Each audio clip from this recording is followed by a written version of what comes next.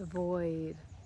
The void is a disorienting space that you enter into, but it doesn't have to be, and it doesn't have to be scary. And the more that you know what it is, the more you can work with it and work with your being in that void to really take advantage of that space, because honestly it's a wonderful place to be, because it offers you this opportunity to really burn through a lot of the illusion programs that run in your body, and you can take it all the way down to the bottom.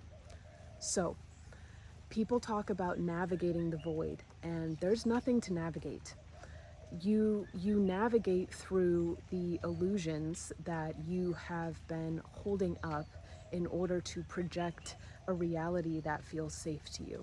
So the void in context of that is scary. But when you befriend the void, when you integrate it and sit in it long enough to understand that that is actually the core of who you are, the core of what this experience of reality is, and the core of all creation, it's not scary. It's truth. So how do you integrate the void? You be in it, and you don't try to get out of it. You sit in it and you're okay with that being life. The more that you can be okay with this is just life now, that I just live in the void, the more that you're going to recalibrate from being an identity, from being a character, from being the person that's upholding your own life story that you were born into as you incarnated into this body. You recalibrate from identifying and relating to reality through that lens, and moving into a lens where you are the frequency emerging out of the void. And that is your relationship to reality. It's vibration, it's energy, it's resonance, it's inner guidance, it's movement, it's impulse, it's following your body's urges without getting stuck in the story and the narrative and the identity of being the person that's doing that. So let me break that down a little bit more. When we're born, we are incarnated into a body, and it's like there's a giant machine of reality moving, and you are one cog of the wheel, and you slipped into that cog of the wheel that's already turning, and that is the body that you incarnated into. So in order to keep those wheels turning, you were taught the life story of who you are, of your family, of your origins, of your ancestors, of your culture, of your religion, of your education, of the history of the world, of society, all of these things layered on top of the consciousness that actually inserted into the body. So when we're born into that, we're imprinted with all of that as this is what life is, this is who I am. Now, the void is the mirror of the true speck of consciousness that you are, that you incarnated into the body as. So, when you look at the entire life story and trajectory of society and yourself and your place within the cog of the wheels that are already turning, you are offered the opportunity to recognize that all of that is layered on top of that consciousness. Now, we're told that if you dismantle the layers on top, you'll be left with nothing. And it's not an outright telling that we're like told this or conditioned into this. It's like a nervous system fear that if I don't belong into the reality that the collective is shaping and moving, then I will be alone. I will be completely separate. I will be, exiled from the tribe. And all of these wounds are core wounds that the nervous system picked up as you incarnated into a body, because reality is the field, is your field mirroring back to you what you're holding, what programs you're holding, and the reality that you're generating. It's your frequency being mirrored back to you. So there is a split. There is the split because you are looking out at the reality that is you, but you are also that. So deep, deep, deep down, your consciousness knows that there is no separation. That is an illusion.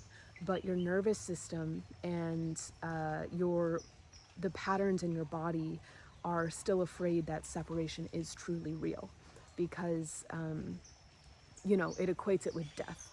And there is a death, right? There is a death of the identity, of the life story of this body. Like my story as Molly will die, like I will die, that will die.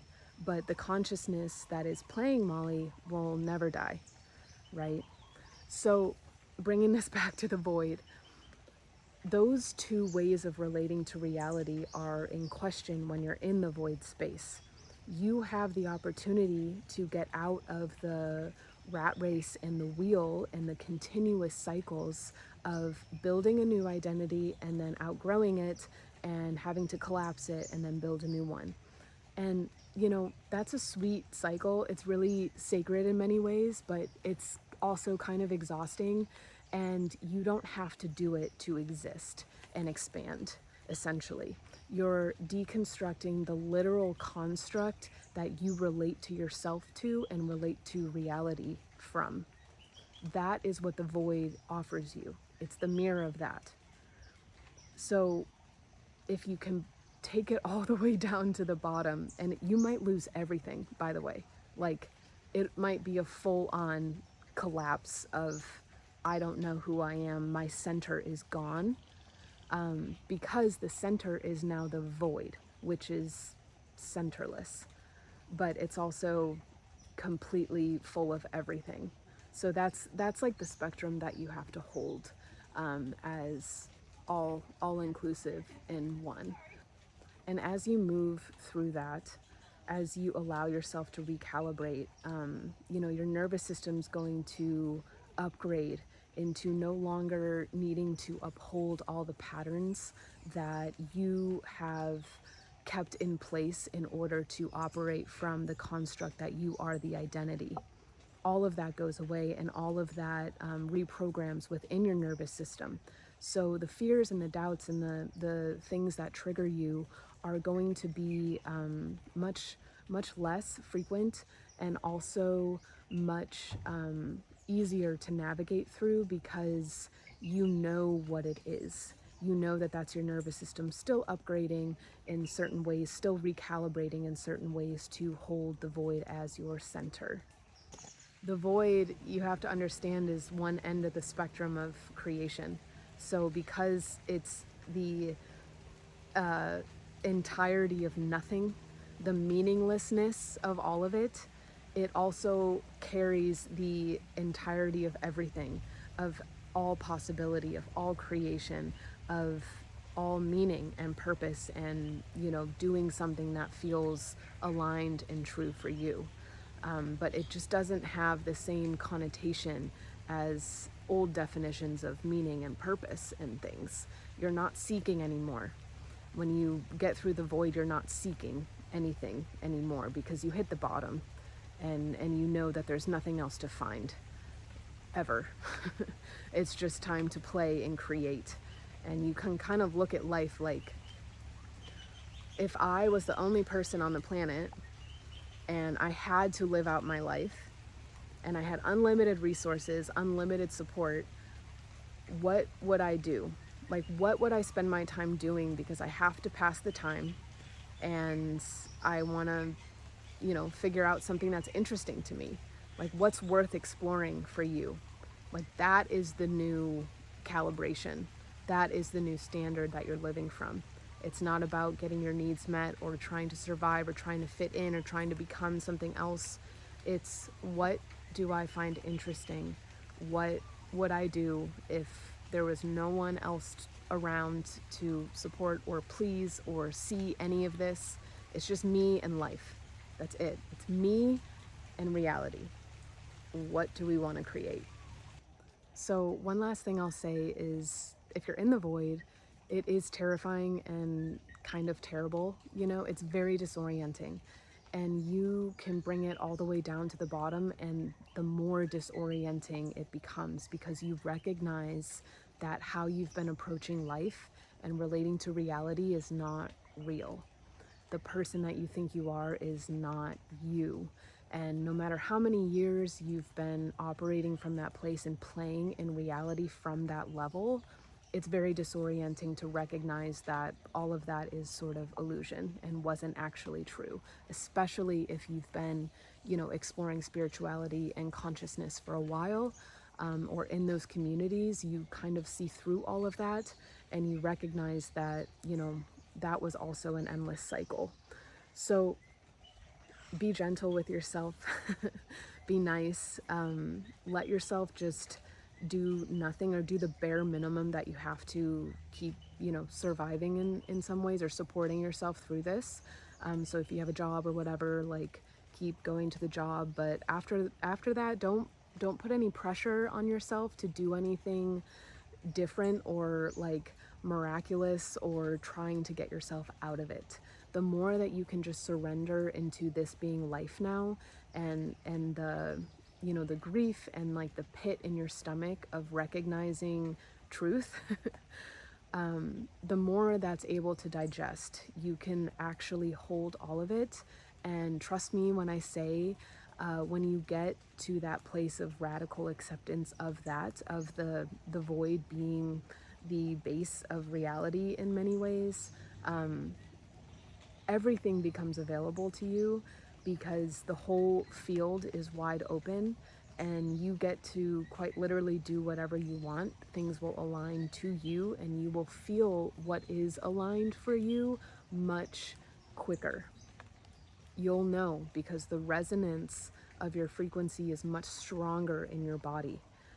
There's still some stuff to burn through. You'll be recalibrating as you expand, but now you know how to do that so much better because nothing is as intense as the initial like puncturing of your identity construct, and not the identity, but the construct that you are that identity and relating to life through that lens.